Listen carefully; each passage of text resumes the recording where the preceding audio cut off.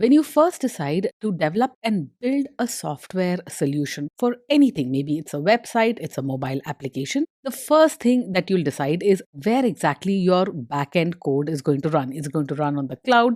Is it going to run on an on premise data center? The second decision that you'll need to make is where and how is your data stored? This is an important decision and it depends on many different aspects of your data, whether it's structured data or unstructured data. How are you planning to access this data?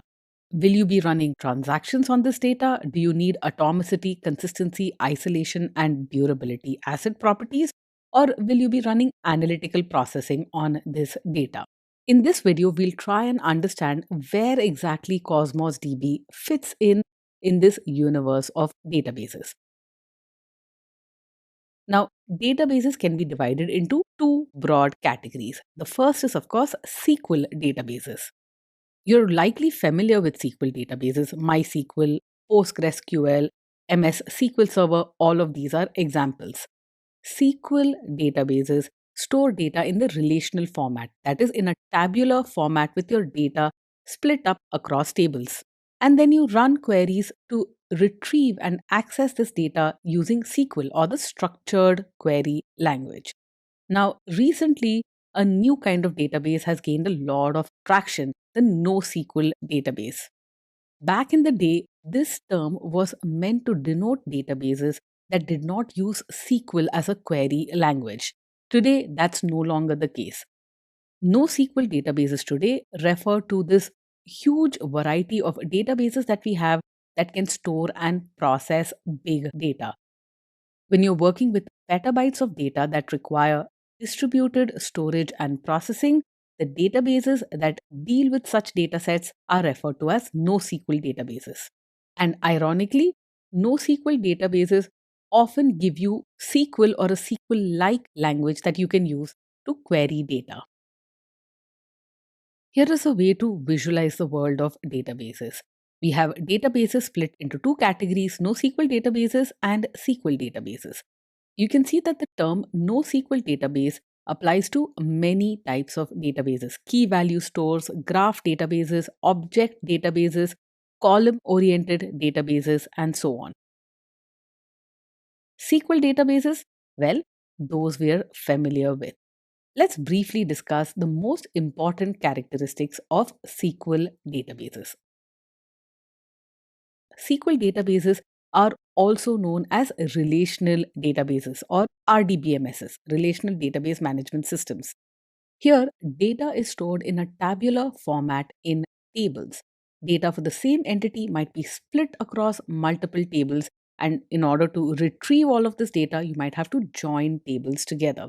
You might have to set up a relationship between tables using keys, and that's why it's referred to as relational data. Now, relational data has been around since the 1980s. It's a mature technology. Relational data is primarily used for OLTP or online transaction processing, and relational databases support ACID properties: atomicity, consistency, isolation, and durability.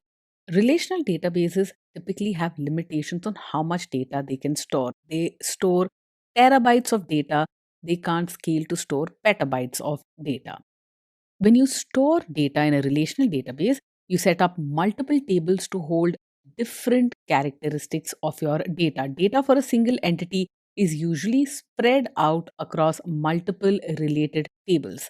Data stored in such a manner is said to be normalized. You're very careful with normalized data that you do not duplicate the same data in multiple tables. Since storage capacity is limited, the idea is to ensure that your data is not duplicated. You don't store data redundantly. Also, the data that you store has a fixed schema, it is structured. You specify the schema for your data upfront, and changing the schema for your data is often a painstaking process. And the way you access and update your data is using the structured query language or SQL. SQL is very intuitive and easy to use, and the use of SQL is one of the reasons that relational databases became so popular back in the day. Now, what are examples of SQL databases? Oracle DB is a great example, widely used across many industries and companies.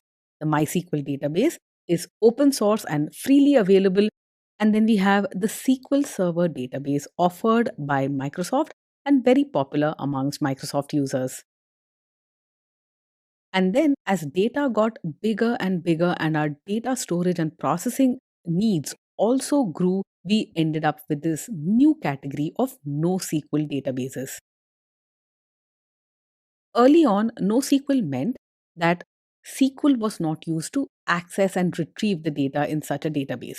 But now, NoSQL is a generic term for any database that's not a relational database. The idea behind NoSQL databases is that it can store any kind of data. You can store unstructured or even semi structured data. Your data need not follow a strict schema. All relational databases have the same data model, but when we say NoSQL database, this term encompasses many different data models. You can store data in a columnar format, you can store data in the form of key value pairs, you can store data in the form of JSON documents. All of these data models fall under the NoSQL category. And NoSQL databases are widely adopted in big data applications. Now, amongst NoSQL databases, a kind of data model that has gained wide traction is the document database. Document databases store logical units referred to as documents in the underlying storage. Each document contains all of the information that's needed for a single entity. Different document databases may store data in different formats, but common formats that are used are the JSON format, which stores data in the form of key value pairs. Values in the JSON format can be nested arrays or nested objects. They are not necessarily just scalar values. An alternative to the JSON format, the BSON format is used by the MongoDB document database. BSON stands for binary JSON, and it's basically the JSON format serialized to binary representation. The XML data format can also be used for document databases.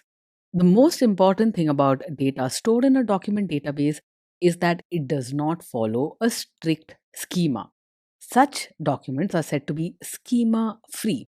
Data may be semi structured or even unstructured in nature, and not all of the documents will have the same set of key value pairs.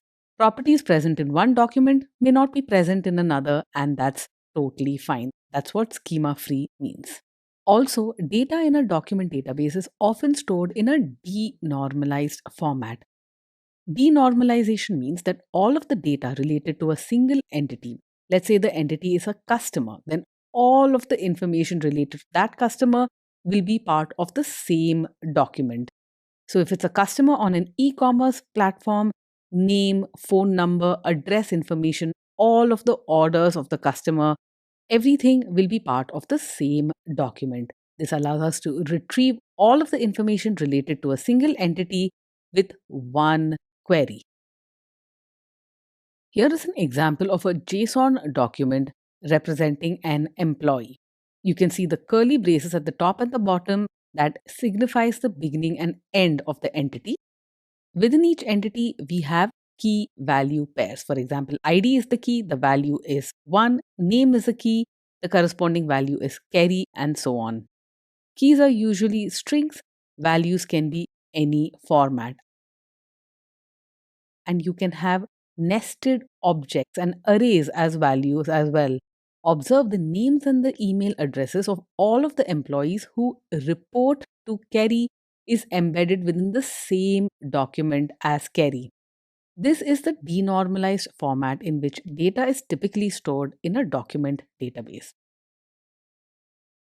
So, what are the benefits of this document format? All of the data associated with a single entity is part of one document. Retrieving that document will give you all the information that you need. This means that your retrieval operations can be fairly simple. Complex joins, especially those involving distributed tables, are not needed to retrieve data. Your data can include hierarchical information. You can actually embed the entire reporting structure of an organization within a single document if you want to. Not recommended, but it's possible. Also, the JSON format is easily mapped to objects in programming languages. So, when you're working with JSON data, you typically don't need an ORM layer to map your entities to objects. ORM stands for Object Relational Mapping, and it's a common bit of business logic that you need in programming languages when you're working with relational databases. This is not really needed in document oriented databases. Document databases have their drawbacks as well.